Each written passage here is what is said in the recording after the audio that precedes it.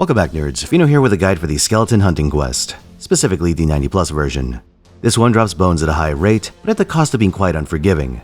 Firstly, I'd recommend running a support with either Chaldea Tea Time for Bond or Bella Lisa for QP. The latter is because one of the enemies in the final wave can be replaced by a Ruby impostor that drops QP and homunculus babies.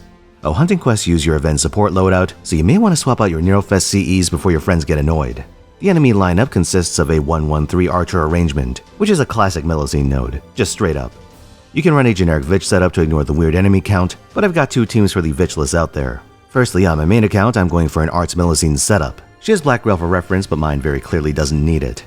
You pretty much just loop the first wave and then use your remaining charge to get back to 100% on wave 2. Now the requirements are going to be tight if you want to stick with 2 chargers, so I'd keep a charging Mystic Code like the Mage's Uniform to play it safe. Mine doesn't have a charge append, but you might be able to route out the Mystic Code if you do. On the final wave, you just pop Ray Horizon and AoE the enemies down with Hollow Heart Albion. Meanwhile on Mistake, it's Gong o'clock, baby! Mine is level 100 and using a 0-star Black Grail, and even with that, the turn 1 damage was a bit short. So I got creative and gave my Castoria Dragon's Meridian. You can get away with any 50% CE, but that one's cheap, and you can get it with friend points.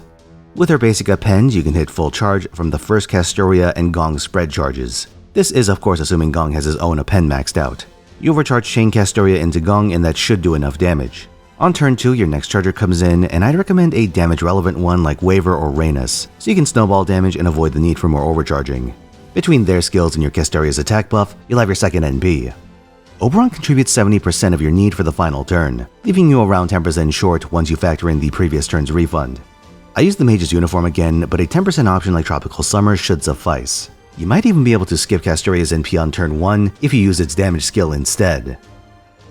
Good luck, and if you want more Mistake in your life, I have that account's battle against Morgan up on Fino and Friends. Link on screen. Till next time.